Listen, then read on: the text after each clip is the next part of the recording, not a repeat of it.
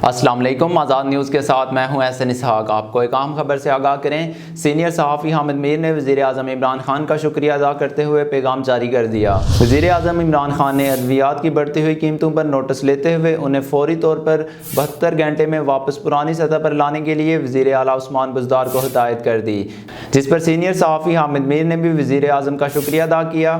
तफसीलात के मुताबिक सीनियर सहाफ़ी हामिद मीर ने ट्विटर पर पैगाम जारी करते हुए वज़ीर आज़म इमरान खान का गैर कानूनी तौर पर अद्वियात की बढ़ती हुई कीमतों के खिलाफ एक्शन लेने पर शुक्रिया अदा किया और कहा कि इससे लोगों को कुछ रिलीफ मिलने की उम्मीद है। याद रहे कि वज़ीर आज़म इमरान खान लाहौर के दौरे पर हैं, जहाँ उन्होंने वज़ीर आला उस्मान बुज़दार से मुलाकात की और अद्वियात की कीमतों में होशरबा इजाफे पर नोटिस लेते हुए हदायत जारी की हैं, जबकि इस मौका पर दीगर अमूर पर भी बातचीत की गई।